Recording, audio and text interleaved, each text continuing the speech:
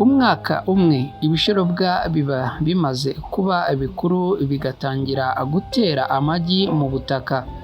Guhinga ahantu hagaragaye ibishorobwa kugera ku burebure bwa santimetero 40 z'ubujyakuzimu cyangwa intambwe 2 z'ikiganza bituma ibishorobwa byanama hejuru y'ubutaka ku buryo inyoni zishobora kubirya ndetse izuba rikica amagi n'udushorobwa tukiri duto.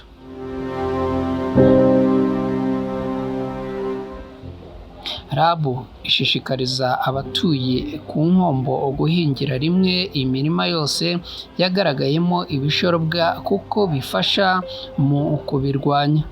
Ikindi gifasha mu kurwanya ibishorobwa ni isimburanya ry'ibihingwa rikozwe neza, gutera imbuto y'indobanure no gushyiramo ifumbire y'imborera ihagije. Mu mirima yagaragayemo ibishorobwa, abahinzi bashishikarizwa gukoresha ishwagara ihagije ku buryo ubusharire bw'ubutaka bugabanuka.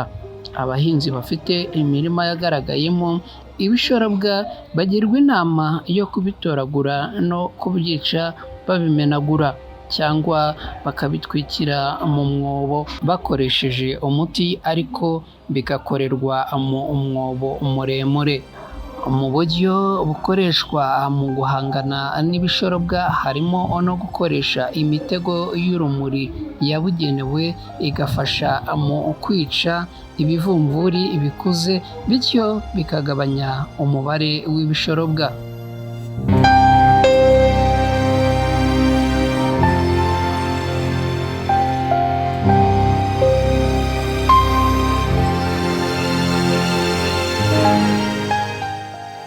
Mu Rwanda gutakaza ubutunzi bwo mu butaka byaba ari igihombo, kuko mu buso bwose bungana na kilometero kare 26,338 hakoreshwa 52%, ni ukuvuga hafi hegitari 165,000.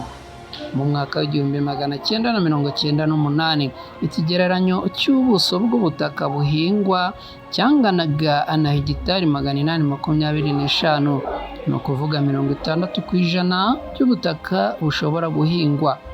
Magingo aya ubuso bw'ubutaka buhingwa na buri muryango bungana na hegitari 0,60. Ibyo bigatuma haba imikoreshereze y'ubutaka irengeje urugero ndetse n'imikoreshereze mibi y'ubutaka. Ibi bigira ingaruka mbi ku mutungo w'ubutaka no ku bidukikije muri rusange. Ndabashimiye cyane mwese mubana natwe uyu munsi. Uyu munsi tukaba twagarukaga ku kibazo cya nkongwa ishobora